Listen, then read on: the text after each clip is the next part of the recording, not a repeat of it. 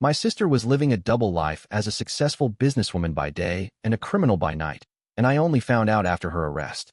Don't forget to subscribe and comment your thoughts on the story. I've always looked up to my older sister, Claire.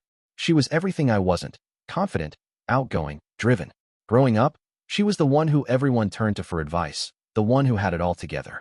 She was the picture of success, running her own PR firm, attending galas, rubbing elbows with high-profile clients, and living a seemingly perfect life. Meanwhile, I was just the quiet one, stuck in a 9-to-5 job I hated and living in her shadow. But I didn't mind. I admired her. I wanted to be like her. But everything changed the day the police came knocking. I was at home, sitting at my kitchen table, sipping my coffee and scrolling through emails when the knock came. I wasn't expecting anyone. The man at the door was wearing a uniform, his expression grim. "Are you Rachel Harmon?" he asked, his tone cold, professional. "Yes, that's me," I replied, confused. "Is everything okay? I'm Detective Stevens.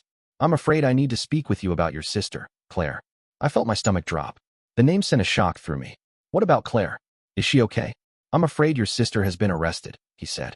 "She's involved in a criminal investigation. We need your cooperation." I stood there, frozen, for a few seconds. Claire? A criminal? There was no way. My sister, the successful businesswoman?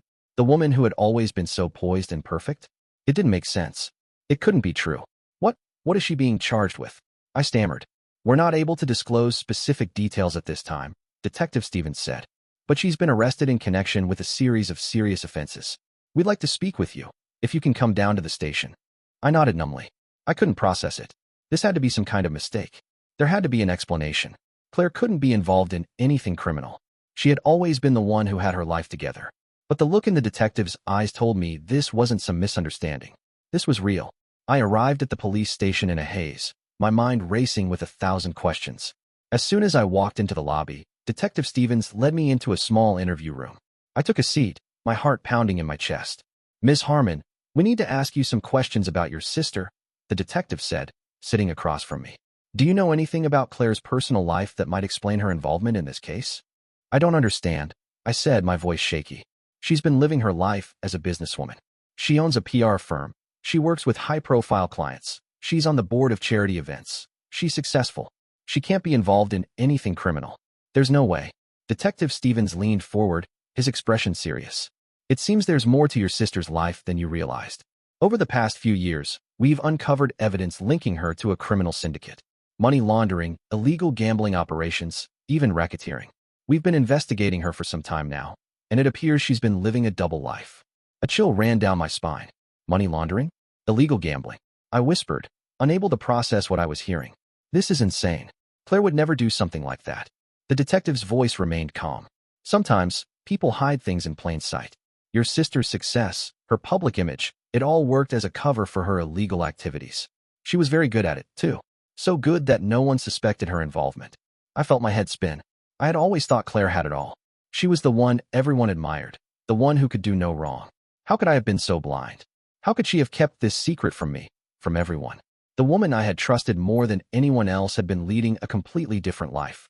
A life I knew nothing about. "Is she guilty?" I asked, my voice trembling. "We'll let the courts decide that," Detective Stevens said, his tone even. "But the evidence we have against her is substantial. She's facing serious charges." I spent the next few hours in a daze, trying to comprehend everything I had just learned. Claire, the woman I had spent years looking up to, had been living a completely different life behind closed doors. I thought about the times we had hung out, how she'd always been so busy, so perfect, so in control. But now I saw it for what it was, an act. A well-crafted facade designed to cover up the truth. I left the police station, my mind reeling. I didn't know what to believe anymore. The life I had thought I knew had just been shattered, and I couldn't figure out how to move forward. As I walked to my car, I found myself thinking about all the things I never noticed. The late-night meetings, the phone calls she always took outside, the strange trips she had taken under the guise of business. All those times I had overlooked the small things. All those times I had trusted her without question. I had been blind to the signs. I had believed the lie because I wanted to believe it. But now, everything was different. That night, I sat alone in my apartment, staring at my phone. My screen lit up with a message from Claire. "I'm sorry, Rachel. I never wanted you to find out this way. Please, just give me a chance to explain." I stared at the message for a long time before I finally typed back. "How could you do this to me, Claire? How could you live this double life and lie to me for so long?" She didn't respond right away. I sat there, staring at my phone, waiting for her to reply, hoping for some kind of explanation, something that could make this make sense. But deep down, I knew there was no explanation that would ever fix this. There was no going back. The next few days passed in a blur. I couldn't sleep, couldn't eat. All I could think about was Claire, her arrest, her lies, the double life she had been living for years. I kept replaying everything in my head, every conversation we'd had, every time she'd seemed too busy or too tired. I never imagined it was because she was hiding this other side of herself. The betrayal felt like a knife to the chest, and it was impossible to pull it out. The police were being tight-lipped, but I found out from a few sources that Claire was being held in custody, facing charges that could result in years, even decades, behind bars. The scope of what she was involved in was staggering: money laundering, racketeering, and illegal gambling. I had no idea how deep it went. It felt like a nightmare I couldn't wake up from. I wanted answers. I wanted to know why she had done this, why she'd lied to me, why she had kept it all hidden. But the more I thought about it, the more I realized I wasn't the only one who had been betrayed. Claire's actions had impacted so many people: her clients, her employees, and most of all, me. I knew I had to go see her. I needed to hear her side of the story, to understand why she had kept this hidden. So, I went to the jail, unsure of what I would find or what I was prepared to hear. When I arrived at the correctional facility, I felt a wave of dread wash over me. The cold, sterile walls seemed to close in as I entered the waiting area. I had never been to a jail before, and the atmosphere was suffocating. My heart raced as I waited for them to bring Claire in. It felt like hours before I saw her. She was escorted into the room, her hands cuffed in front of her, her expression unreadable. She looked so different, smaller, fragile, and drained. The confident, successful sister I had known was gone, replaced by someone I barely recognized. When she saw me, her face softened, and she took a step toward me, her eyes brimming with tears.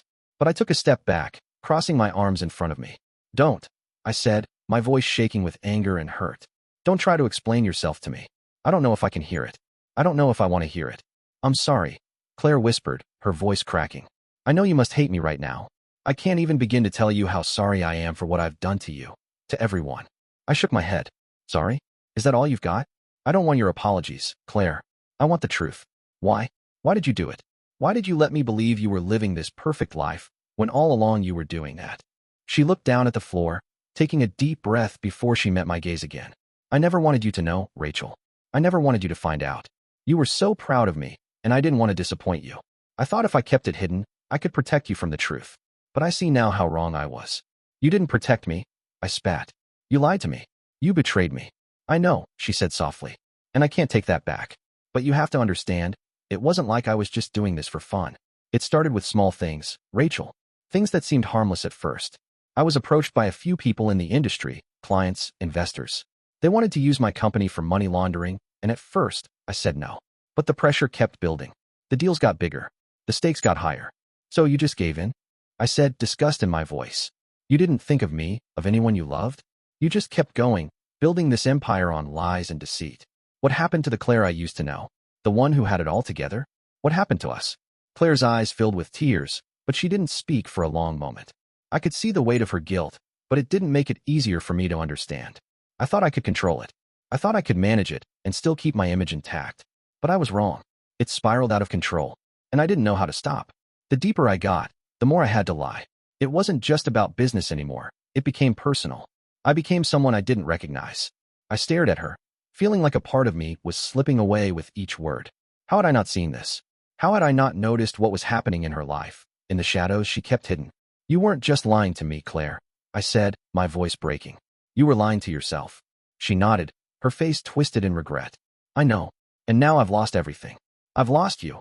I've lost my reputation, and I've lost my future." "You've lost everything because of your lies," I said, my chest tightening. "You didn't just betray me. You destroyed the person I thought you were. And now, I don't even know who you are anymore." After our conversation, I left the jail with no clear answers. I had gotten the truth, but it hadn't been the closure I was hoping for.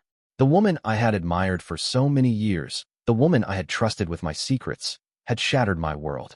I didn't know if I could ever forgive her, or if I even wanted to. The betrayal was too deep. The days that followed were full of confusion and anger.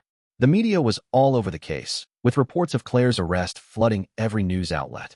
People from her firm, former colleagues, clients, everyone was talking. It felt like everyone knew her for something I didn't. They had all seen the successful businesswoman. They hadn't seen the woman hiding behind that mask. But now I saw her for who she really was. And as much as I hated it, I knew this was a turning point for both of us. I couldn't ignore the truth anymore, no matter how painful it was. In the days that followed my visit to the jail, everything began to feel unreal. The life I had thought I was living, the world I thought I knew, had been stripped away. The betrayal from Claire stung with every passing moment. I kept replaying our conversation, her voice echoing in my head. I never wanted you to know, Rachel. It started with small things. I thought I could control it. But the truth was, she hadn't been able to control it. And neither could I. I threw myself into work, hoping to drown out the thoughts that kept creeping into my mind. But no matter how hard I tried, I couldn't escape it.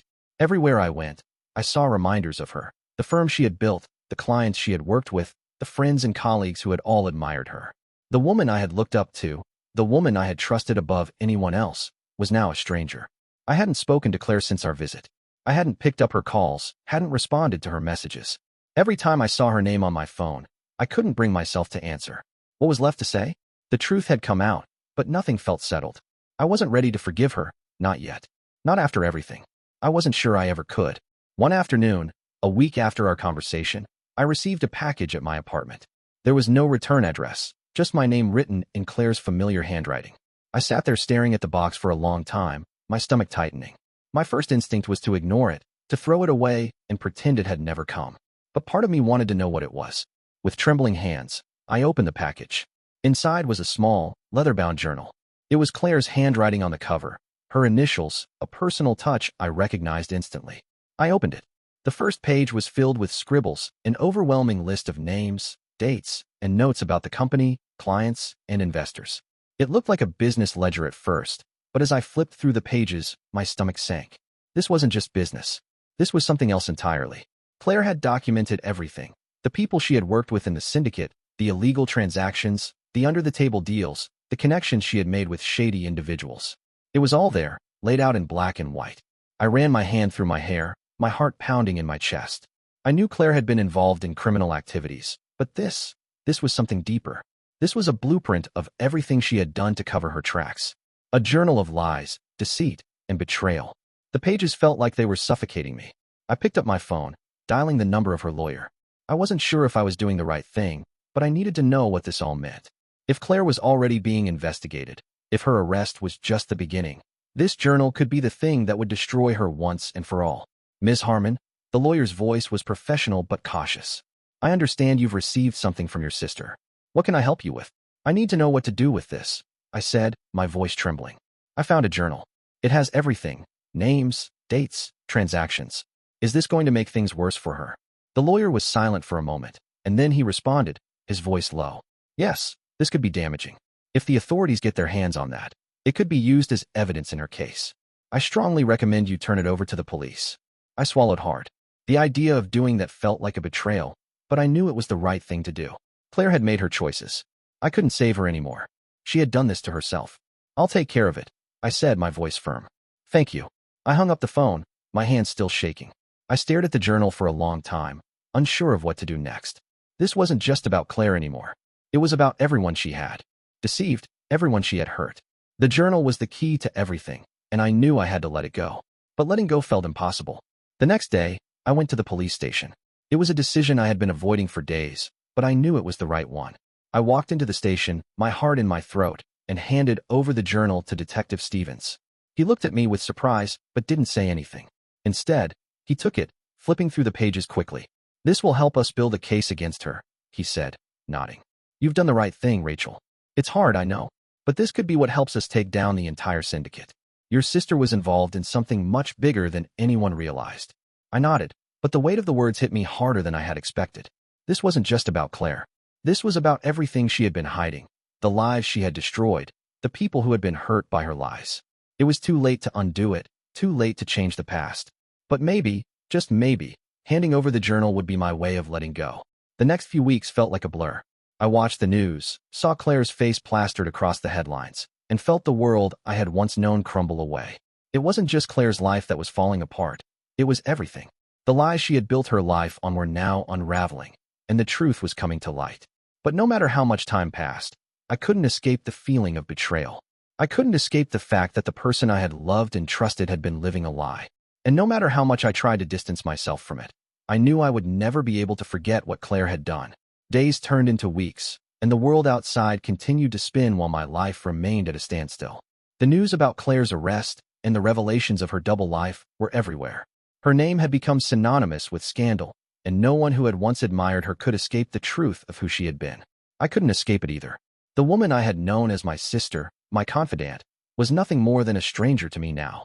But the hardest part wasn't the media coverage, the endless questions from acquaintances, or even the fact that Claire was facing years in prison. It was the quiet moments, the moments when I found myself alone with my thoughts, wondering who Claire really was. Had I ever known her? Had I ever really understood the person I had called family for so long? I kept going to work, but my mind was never there. Every time I passed someone who knew Claire or saw her face in the headlines, I felt a surge of anger, guilt, and pain. She had kept me in the dark, playing a role in my life. And for what? To protect herself, to hide the truth, to build a life that was all smoke and mirrors. A week after I handed over the journal to the police, I received a call from Claire's lawyer. I knew what it was about before I even picked up the phone. "Ms. Harmon," the lawyer said, his tone serious. "Your sister has requested a meeting with you." I was silent for a moment, my stomach twisting. "Why?" I asked, my voice cold. "What does she want from me?" "She wants to speak with you directly, Rachel," he replied. "She's asking for your forgiveness. She knows that what she's done has ruined everything, but she's hoping that you'll at least hear her out. She's prepared to plead guilty to everything in exchange for a reduced sentence, but she needs your support." I felt a wave of disgust wash over me. Support? She wants my support? After everything she's done? The words came out in a rush, sharp and bitter. She doesn't deserve my support. She deserves to face the consequences of her actions. "I understand how you feel," the lawyer said, "but this is your sister's last attempt to make amends.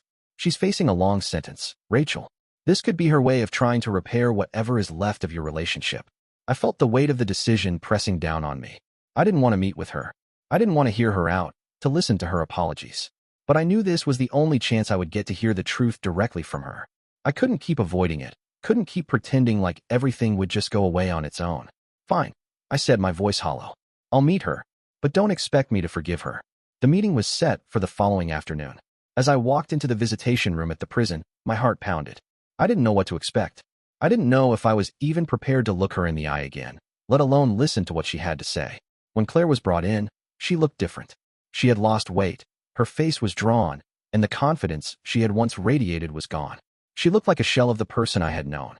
And yet, she was still my sister. The woman who had been everything to me, who I had loved and trusted, was sitting in front of me, and I didn't know how to feel. "Rachel," she said, her voice barely above a whisper. "I never thought it would come to this. I never wanted to hurt you. Please, just hear me out." I didn't say anything at first. I just stared at her, trying to reconcile the woman I knew with the criminal who sat before me. She was still my sister. But how could I ever see her the same way again?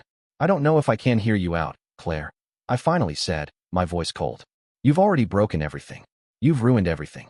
My trust, my life, everything I thought was real, gone. All of it. How can I just sit here and listen to you apologize?" "I know I've lost your trust," she said, her eyes filled with tears. "And I don't expect you to forgive me. But I need you to understand that I never wanted this. I got caught up in something I couldn't control. I made mistakes. Big mistakes. And now, I'm paying the price. But I'm asking you, please don't let this be the end of everything between us." I shook my head, my heart heavy. "How can it not be the end, Claire? How can you expect me to just accept this? To pretend that you didn't hurt me? That you didn't hurt everyone who ever believed in you?" "I know," she whispered.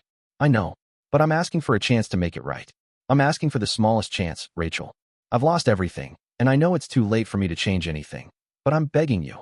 Please don't cut me out of your life completely. I don't want to lose you too." I sat in silence, the words hanging in the air. The guilt in her eyes was undeniable, but the anger in my heart was too strong to ignore. Could I ever forgive her? Could I ever see her as the sister I once had again? Or had everything she'd done destroyed that bond for good? "I can't promise anything, Claire," I said finally, my voice quieter now. "I don't know if I can forgive you. I don't know if I'll ever trust you again. But I need time. I need time to figure out if you're worth having back in my life." She nodded, tears streaming down her face. "I understand. And I'll wait, however long it takes." I stood up, my heart heavy, but I knew I had made the right choice. There was no quick fix. There was no easy way to heal the wounds she had caused. But the one thing I knew was this. I wasn't going to let her destruction be my destruction, too. As I walked out of the prison, I felt the weight of everything I had learned, everything I had lost. But for the first time in weeks, I felt a spark of hope, small, fragile, but still there. Maybe forgiveness wasn't out of reach, but it wasn't going to happen today.